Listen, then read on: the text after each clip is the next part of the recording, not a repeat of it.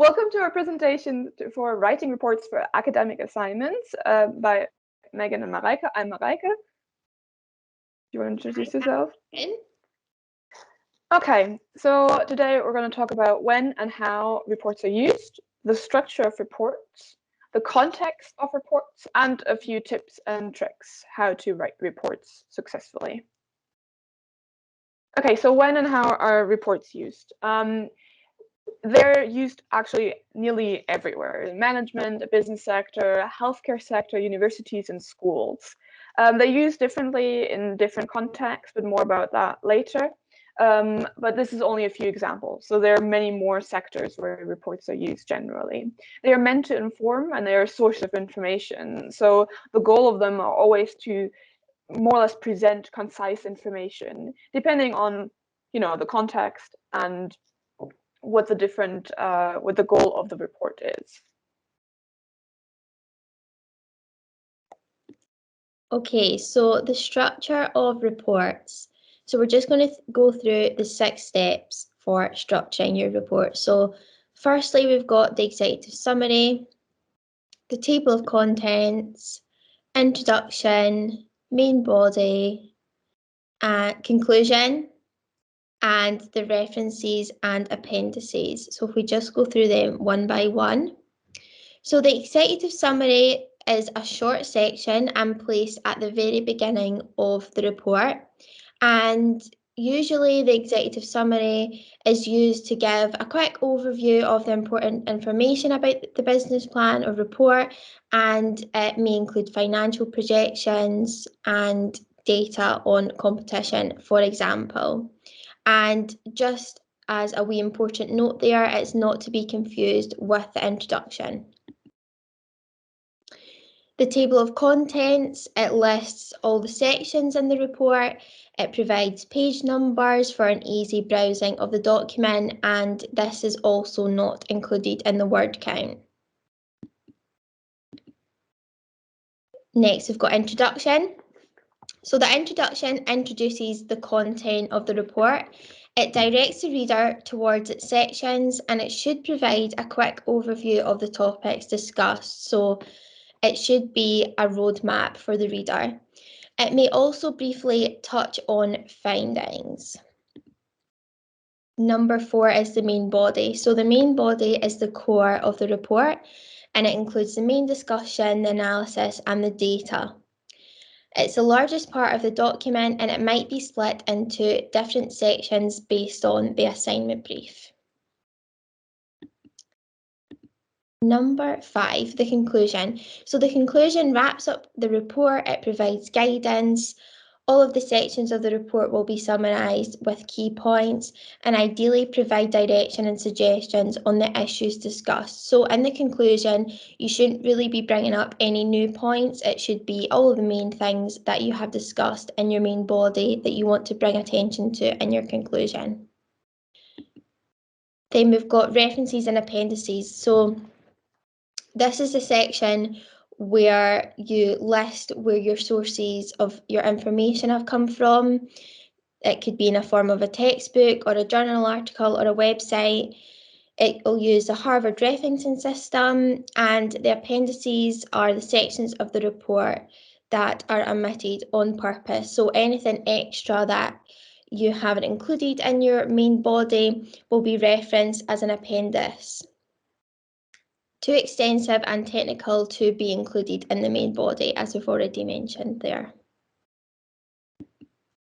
And this is just a brief overview of what we've just discussed. So if you want to take a wee screenshot or anything, this is just for reference. Moving on to context. Thank you, Megan. So the context is very important for a report. This means that the audience and the purpose, as you can see on the top, always will inform the format, the content, the style, and the presentation of the report. This seems to be like these format, content, style, and presentation. You can use them interchangeably, but they're not really the same thing. For example, the style and the presentation could be a presentation could be a very short report, for example. That means like the length of the report, but also maybe the things that you include in the report, while style could be the design of the report, for example. Do you add pictures? Is it just text? How does it look? For the content, of course, that's a bit, you can't really interchange that with anything. The content is depending on what do you need to include. Do you think they need numbers? For example, in the business report, probably numbers are informative. If you just are talking about what your favorite animal is, you probably don't need numbers, depending on how you want to inform that person about your favorite animal. And the format is also what is included, but also it's explained by which part of the report that Megan just mentioned. Sometimes you can omit certain things depending on your audience. For example, if you're writing an informal report, an executive summary is probably not needed because it's very informal, and therefore you can remove some of the formats. This all is shown in the assignment brief. The assignment brief will tell you what the audience is and what the purpose is. If it doesn't, check with your lecturer, or if you don't understand what they actually want from you, do check with your lecturer. It will then also tell you which parts to include and which parts to exclude, what the content should be, how the style should look, and what the presentation is. So it's very important to check your assignment brief for these things, and if you can't find them, do ask, because this is where the marks are, all of them. Okay, moving on. Here you can see an example to two different reports. So on the left-hand side, that's from Iceland, a grocer in the UK. And then you can see it's white, it's plain, it's very like just text heavy. So this is a very like content business report to the government. So this is where I got this from the government website. This is just a report from Iceland, which they publicly published for not for their shareholders, but like for the government as an explanation. On the right-hand side, you can see a Tesco report. This is for Tesco's shareholders and all the customers who are interested. It's also publicly published, but the way they did it, they added pictures, they added diagrams, they used different fonts to clearly explain what they wanted to show. It's also very marketing heavy, but on the other hand, they also wanted to explain certain information quite plainly.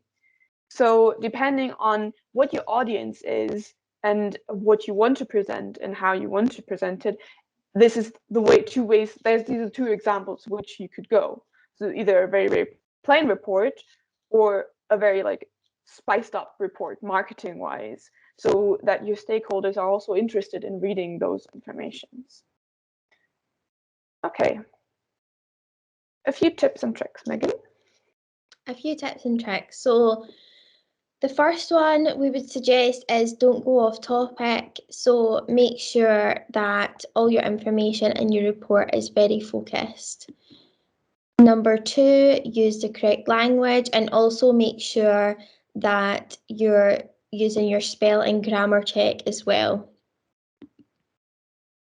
Know your audience. So just as Mariah was explaining there, just keep in mind who your audience is while you're writing your report. Back up your arguments and don't be messy. So a good thing to do in a report is make sure everything looks clean, it looks organized, you've got your numbered headings and your page numbers as well to make sure that it's easy to navigate.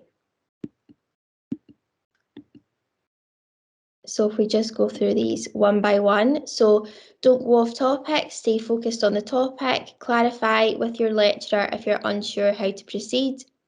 Use the correct language, so different language than other academic papers. Being mindful of the words you choose and the total word count is vital to produce excellent work. Know your audience, be mindful who the report is aimed for, and external versus external stakeholders, so just as Mariah had mentioned on the previous slide. Back up your argument, so any specific or technical information has to be backed up. Point out to the reader the source of your information, so use your citations and use your references.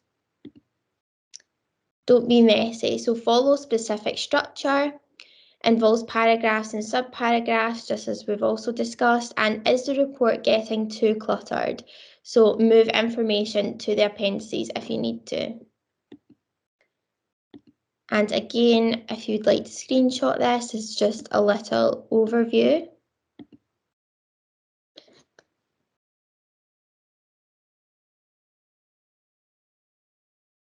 Thank you very much for your attention, and we hope this helped for writing successful reports. There are some sources in the end where I got the 2 reports. If you want to have a look at them, just to get an example, to see how different reports might look like.